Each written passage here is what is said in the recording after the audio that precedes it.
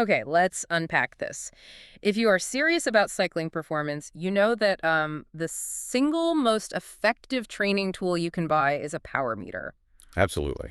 It is the ultimate shortcut to accurate effort measurement, but let's be honest, this tech can be complex, often riddled with, frustrating usability issues, and almost always expensive. Exactly. And that's why we're doing a deep dive today into one of the most anticipated releases in cycling tech. Garmin's new stuff. Garmin's newly launched 5th-generation power meter pedals, the Rally 110 and the dual sensing Rally 210.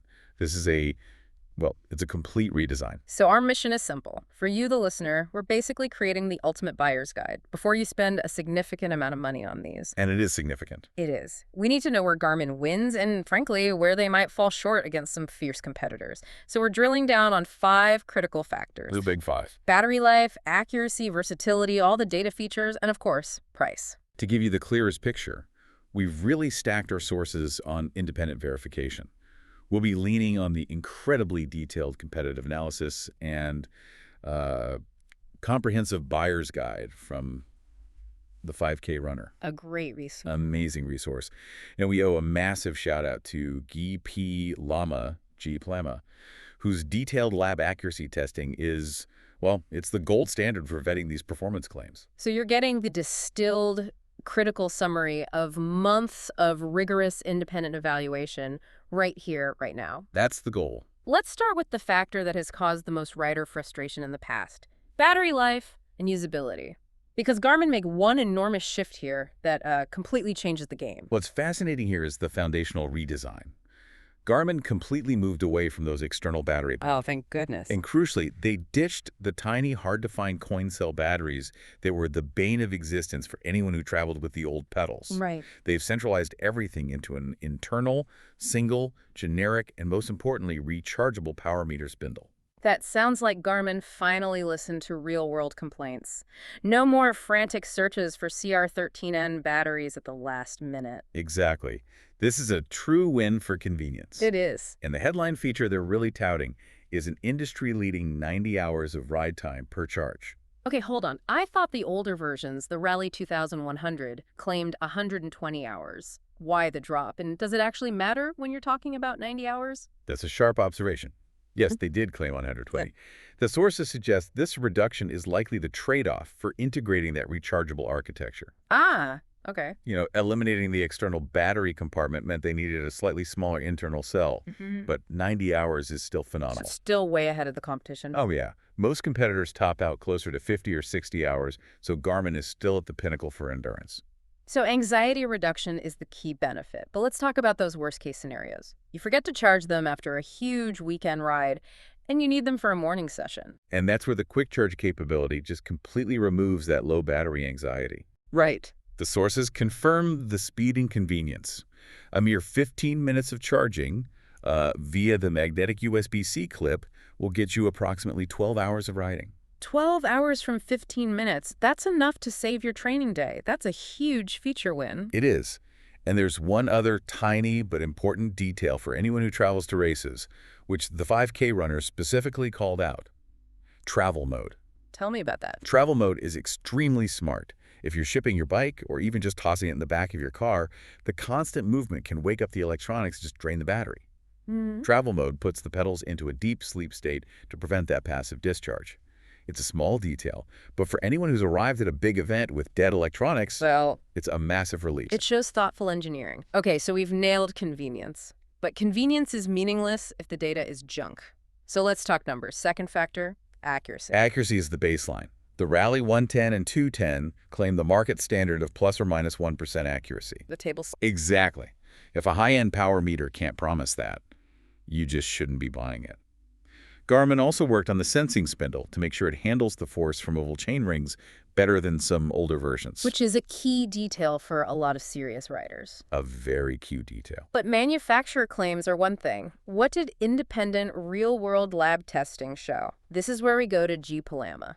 G. Plama's lab results confirmed that the Rally pedal is a reference-grade performer. Okay. It was consistently accurate across high-intensity efforts, steady-state power, accelerations, you name it. They perform specific tests for things that plague cheaper meters.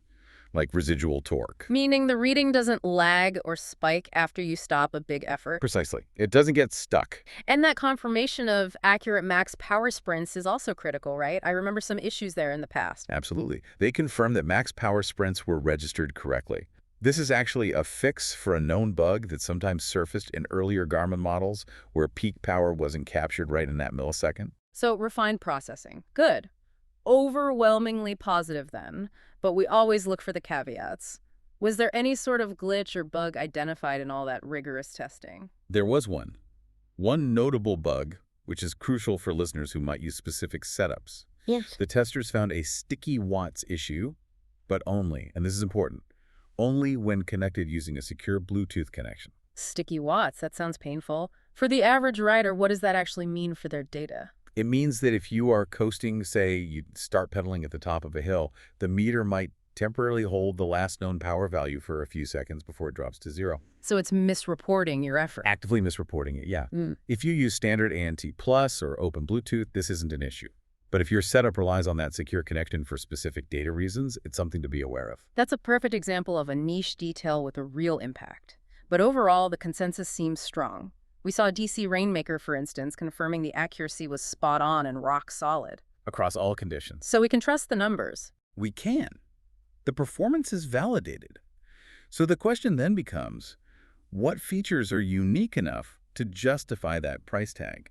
Which leads us straight into factor 3.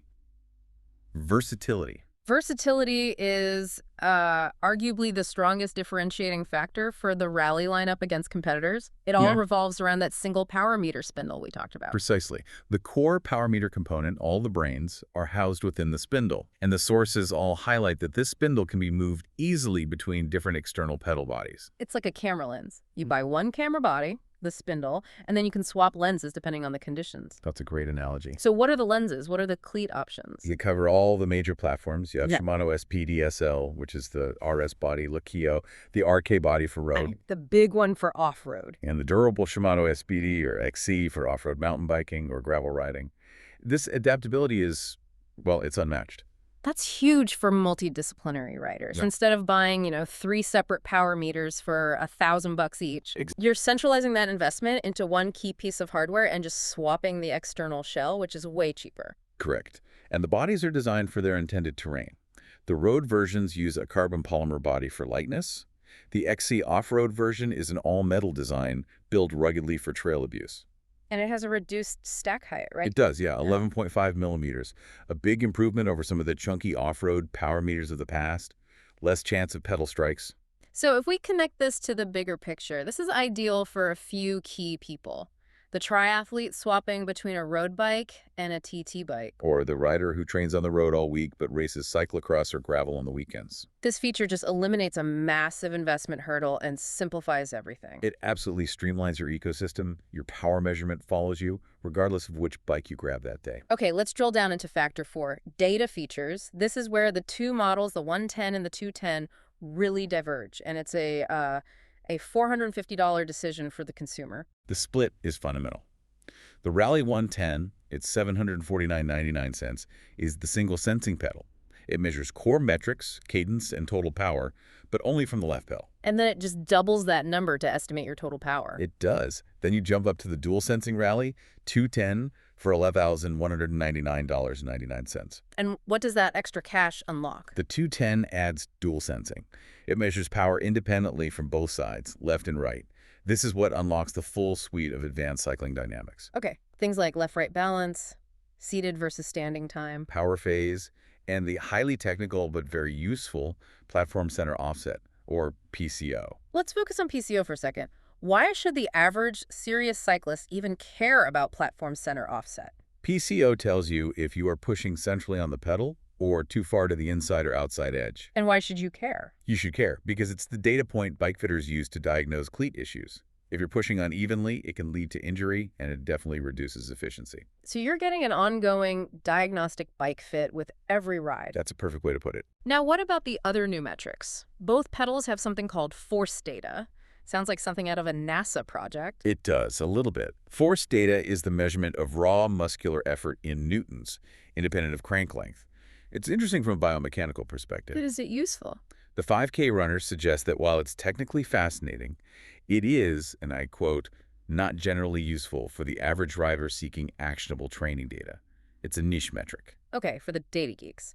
And then there's the other new feature that really relies on being deep in the Garmin ecosystem, pedal IQ calibration. Right. This is Garmin leaning into integration. Pedal IQ provides smart prompts that tell you when a manual zero offset or recalibration is necessary. Because of temperature swings or swapping bikes? Exactly. But the crucial caveat here is that this feature requires a compatible, newer Garmin Edge head unit, like the X40 or X50 series. And it has to be running via secure Bluetooth. So if you're using a Wahoo or an older Garmin, you won't get that prompt. You won't. Okay, so this brings us to the big debate. Dual sensing versus single sensing. Is that $450 premium for the 210 really necessary? The conventional wisdom, confirmed by most reviewers, is that while dual-sided systems like the 210 are systemically more accurate. And provide that diagnostic data. Right. But the single-sided 110 model is considered actionably accurate for most people. Unless you know you have a major imbalance or you're a pro working with a fitter, the 110 is a solid starting point. I'm going to push back on that a little. What if I'm training for a marathon effort and I have an undiagnosed 5% imbalance that the 110 can't measure? Isn't that crucial feedback? That is the core debate. Yes. If you think there's even a remote possibility of an imbalance, or if you plan to use this data for injury prevention, then the 210 is absolutely worth it. But for most people just chasing a power number. The 110 is perfectly adequate, and the great thing is you can upgrade the 110 later by just buying the second sensing pedal. Ah, that's smart. Which brings us to our final and maybe most important factor, the price and the competitive landscape. And this is where the Rally faces its biggest challenge. The 210 and 110 are superb technical products, but they land at a significant premium price point. Okay, let's make that premium tangible. The Garmin Rally RS210, the dual-sided one, comes in at $11,199.99. And its main rival, the Favero Assioma PRO RS2, which also has dual sensing and Shimano compatibility. It's priced at an MSRP of $809. Whoa! That is an approximately $400 price difference for essentially equivalent accuracy. $400 is massive. That's enough to buy a great wheel set upgrade or a mid-range head unit. That is a huge difference. Huge. And the Favero model is also noticeably lighter. 247 grams for the pair versus Garmin's 312. So it's lighter and $400 cheaper. Exactly. And the synthesis from the 5K runner sums it up perfectly. The Rally 2101 at 10 is technically excellent, but its competitive edge is not accuracy or price. It's usability. Its usability, specifically the ease of swapping that single spindle and the deep ecosystem integration if you already own a newer Garmin Edge computer. So what does this all mean for you, the cyclist who's thinking about buying one? You are looking at a clear and defined trade-off. You are paying about a $400 premium over rivals like Favero for two primary superior benefits from Garmin. The battery life. The industry-leading 90-hour rechargeable battery life and the unique, unmatched ability to easily swap that power-sensing spindle between road and mountain pedal bodies.